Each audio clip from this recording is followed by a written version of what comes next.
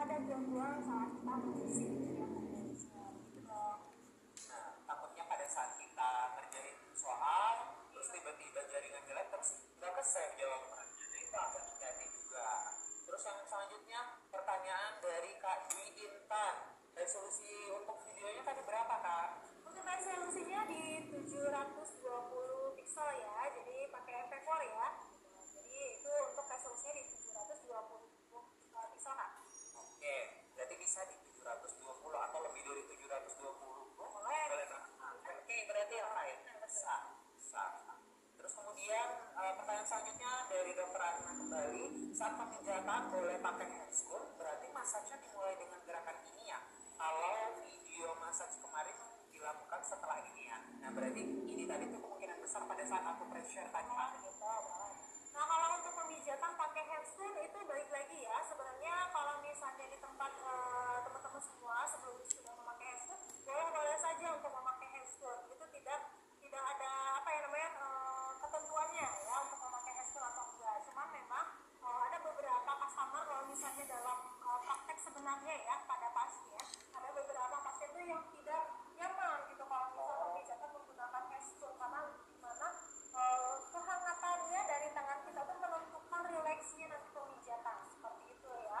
Dan kalau misalnya tadi ya tadi pertanyaannya gerakannya dimulai dari titik akupressor atau langsung ke massage kemarin. Nah, kalau untuk titik akupressor yang tadi itu lebih ke kita pelatihan saja, pembelajaran, pengetahuan lebih bagaimana sih titik-titik akupressor pada wajah. Jadi untuk teman-teman mau menambahkan nanti di video boleh, atau misalnya mau menggunakan gerakan teknik massage yang ada di video saja juga boleh. Nah, kalau misalnya mau menggabungkan itu digabungkannya pada awal ya, jadi titik akupressor dulu baru ke teknik massage yang ada di video.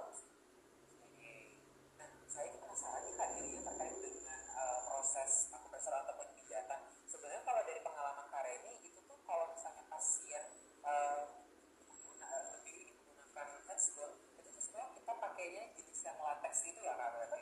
Memang jenis yang bukan yang medis ya, jadi bukan yang non medis gitu. Jadi memang benar-benar dia tuh tetap lentur ya.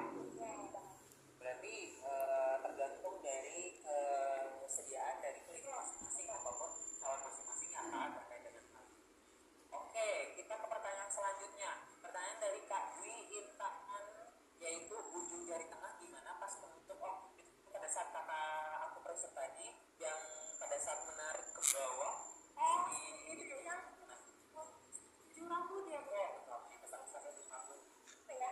Nah, jari kita tuh berbarengan, seperti ya jempol kita tuh berbarengan, kita sambil besok.